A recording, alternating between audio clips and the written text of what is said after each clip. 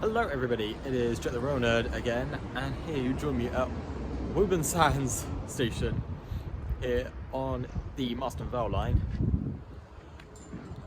For what only a few days ago was not receiving any trains because for some reason, just because Viva Rail went bust, they decided to pull all the past 230s, even though they were perfectly good trains. They should have just been transferred operator. So I did some digging, and since London North Western Railway weren't maintaining them, Viva Rail were.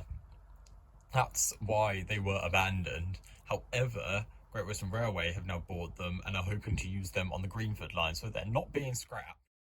But now, they're getting trains back.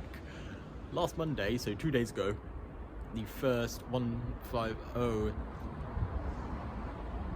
That's not the first 150. First 150 of 2023 finally made it down here. And they're doing about 2 services a day, there and back, between Bletchley and Bedford. And I'm here at 4 o'clock to get the second one.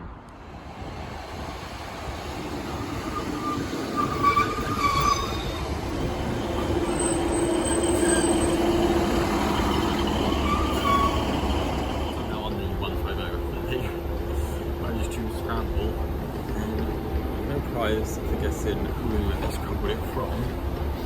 So the company was out of August their 150 since they finally got their CAF units.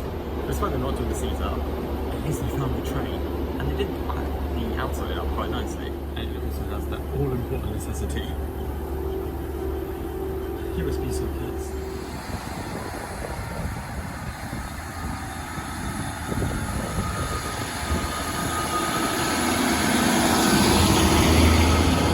Goes up to Bedford.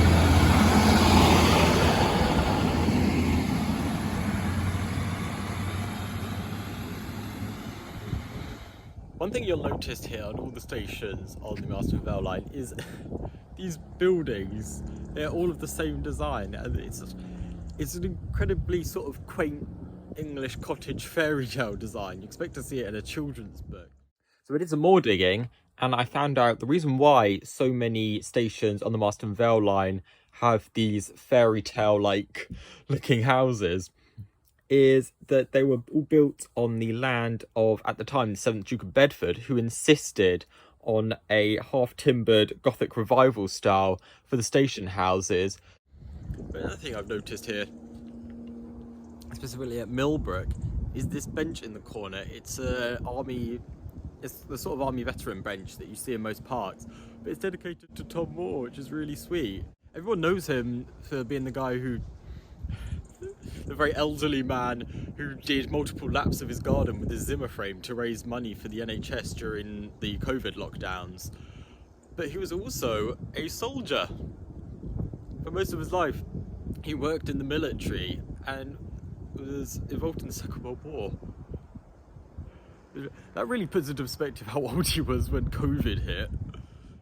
And right next to the bench is a poem by a man called Mick Child in honour of Tom Moore, and also just about the typical life of a veteran, which I thought was really sweet.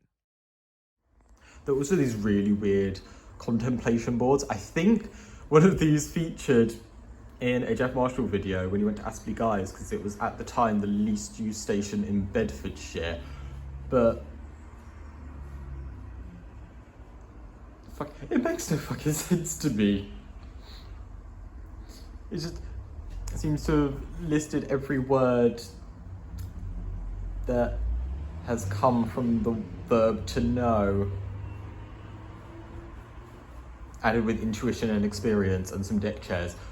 I don't fucking know what that means. Do you want to go? If you want to find some real contemplation, go somewhere like properly peaceful, like a church or a meadow or by a stream, or an incredibly quiet train station. So after a short walk, I've now made it 1 station up to Stewartby to probably catch the exact same train, the ex-Northern 150, back here probably, to replace the, for some bollocks reason, axed plus 230 back to the southern Milton Keynes to then head home.